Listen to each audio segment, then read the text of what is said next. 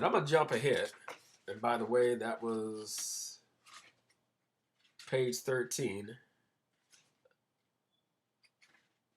Actually, I started on page 17. And I read to about part of page 19. And I'm going to jump to the end of that first chapter.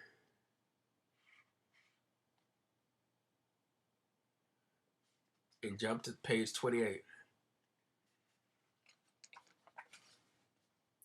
The last few paragraphs between page 19 to page 28. Because this is my introduction. And the reason I started this book with this introduction is to let you know that I've been through some stuff myself. I know what I'm talking about.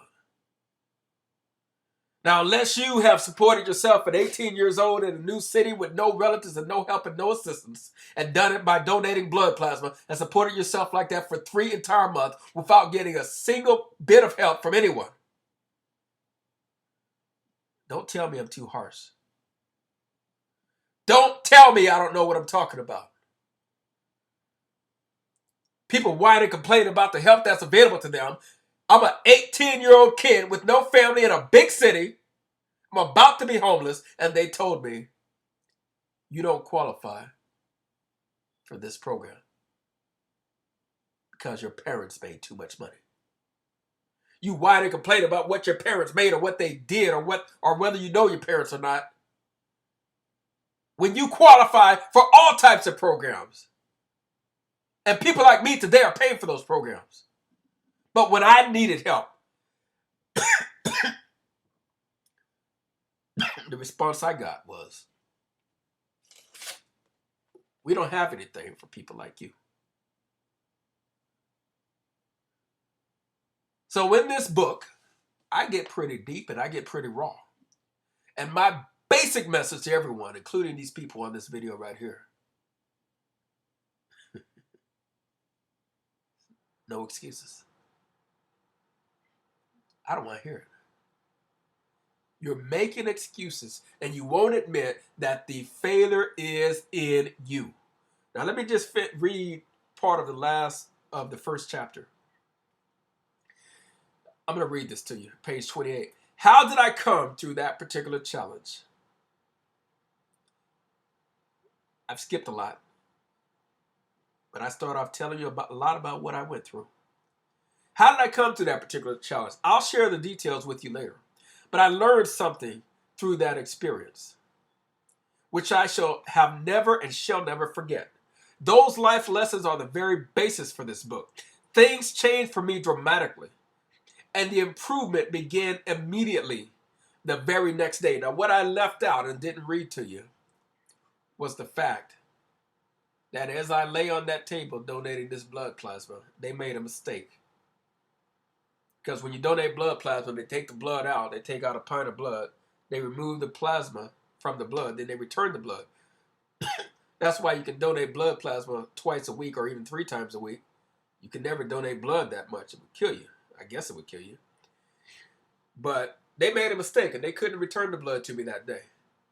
So they told me because of that, it would not be safe for me and they would not allow me to donate blood again for about 2 months.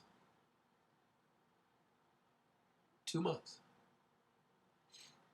8 weeks. And that was my only source of income. And now I had a problem. What was I going to do for money?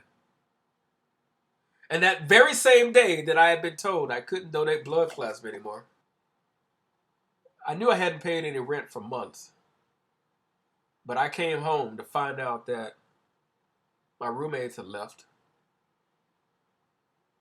I didn't know how I was going to pay the rent that was already late or the rent that I hadn't paid. But now I knew it was impossible. So my one source of revenue is cut off. I can no longer donate blood. I come home to an empty house. Now I'm about to be in the streets. But I skipped all of that. It's in the book. And no, I'm not even going to refer you to this book. Not at this point. That's not the purpose for doing this. You're not even going to know what the title of the book is or how to buy it or where to buy it. I could tell you, but I won't. It's my choice. But let me read more of this final chapter, and then I'll make the point and close this video. I learned something through that experience, which I have never and shall never forget. Those life lessons are the very basis for this book. Things began to change for me dramatically, and the improvement began immediately the very next day. Within 3 months from that day when I was told I could no longer donate blood, and I was on the verge of homelessness, within 3 months from that critical, life-altering day, I had bought and purchased a car. I had to make car payments, but I had bought a car on credit. I had a couple of $1,000 in the bank.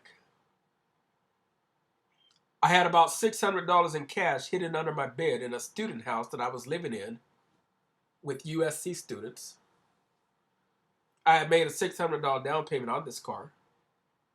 I was in school. I had a part-time weekend job, which would later be the catalyst for my own successful business, selling pretzels. And I had multiple streams of income coming in. This all happened for 2 reasons. Number one, because I finally, for the first time, put everything in God's hands. And number 2, because my attitude then and now became one that says, I will not make excuses, and failure is not an option, and there are no exceptions to this rule. So my message now is, don't tell me about your petty little excuses. Here I was, an 18-year-old boy, alone in a new and a strange city, dead broke and on the brink of homelessness. If anybody ever had excuses, I did. If anyone ever had excuses, I did. I came out of this dilemma, and I did it without making excuses, without taking anything, without stealing, robbing, killing, doing any of that, selling drugs or doing anything else. I would not be proud to tell you today, yes, that's what I did. I did it without compromising on my great pride or my dignity, and also without asking anybody, including my own parents, who would have helped me if they had known I needed help. But without asking anybody for anything at any time. Why? Because for me, it was a manhood issue. I would have been less than a man in my 18-year-old mind if I couldn't pull this off. I put myself through my own rite of passage, and I passed. So I know what it is like to struggle. I know what it is like to struggle against insurmountable obstacles and odds. I know what it is like to be there at the still tender age of 18. So therefore, I today am ruthless. I am ruthless against the excuse making that is so prolific in our adult population in this land of opportunity. That is the basis for this book. Read on if you dare to, because here's where I began to take off the kid gloves and tell it like it is. It's not for the faint of heart, and it's going to piss you off. But if you pay attention, it could change your life. Okay, that's it for the book. Now, let's watch a little bit more of this video. Yeah, I understand that, but I don't understand, given your neighborhood, where the money is that you can get. Selling drugs. I imagine some of you guys were brought into gangs when you were 10 or 11 or even 9 or 8 years old. Isn't that pretty young to play gang warfare? I chose the game. I didn't have to choose the game. I was the only child. My OG gave me everything, but I just wanted my own. Okay, like I said, you can't tell these guys how ignorant they sound, how ignorant they look. I mean, there's just no reasoning to this. I just can't take it. You got these grown-ass men, 22, 23, 24, 25, 30, 40 years old, with all these excuses. if I had never gone through anything myself, you know, somebody said to me once, I mean, we've all heard this phrase, don't judge another person till you've walked a mile in their shoes. Well, I haven't walked a mile in your shoes. No. But I walked a few yards in it. I mean, that's all I can say. I mean, you know, I hope that nobody listens to my little story and felt sorry for me. You have no reason to feel sorry for me now because I'm doing pretty damn good. Far better than most. I have no complaints. But don't even feel sorry for me then. I don't feel sorry for myself. I went through what I went through, and you know I wouldn't change anything. You know that expression that says, "What doesn't kill you makes you stronger." What doesn't kill you makes you stronger. That made me who I am today. I was naive and ignorant about all the things I could have done. One of the things I could have done was lied about what my parents made. They just asked me, so I told them. Another thing I could have done was, I mean, there's a lot of things I could have done. But instead of knocking myself out, and that's why I have a problem with whiners. Something doesn't work for you, you whine and whine and whine like little children. You want to go occupy Wall Street, blame the government, blame the president, blame everybody else because you can't find a job. Even though you know damn well every day people are getting up and going to a job. People are getting new jobs every single day. There's a reason that you're not able to do it. And I always say to people, a job is not even the problem.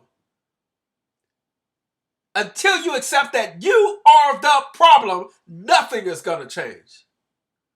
Who the hell ever told you you needed a job in the first place? If you feel that you need one, now these young men seem to feel their only options are to rob what somebody else has worked for, to steal what somebody else has purchased, and to take whatever they need by force, or to sell some poison in their own community. Who has got to have the heart to tell you that you are a loser? I do. Yes, you are a loser. Absolutely, positively. Now, you can go through your life and spend the rest of your life being a loser, but never realizing that's what you are. Or you can try to become something better than that. The most positive thing anybody can do for you is tell you the truth, whether you accept it or not. Before anybody can help you, they need to break you down. They need to make you feel like, oh my God, what has happened to me? What kind of animal am I? But see, you don't want that. You want to continue feeling good about yourself. You want to surround yourself by other people that justify your behavior. You want to act like an animal and then have other people validate that by telling you it's really not your fault, my brother. It's somebody else's fault. I don't blame you. It's the system. It's the white man. It's the society. It's the way you were brought up. It's the fact that you weren't brought up in Beverly Hills or Hyde Park and all that other bull crap.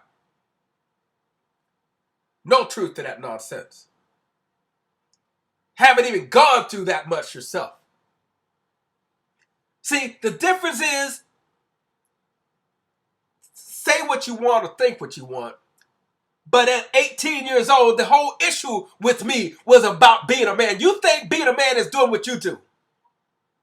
In my world, my reality was that a man stands on his own 2 feet.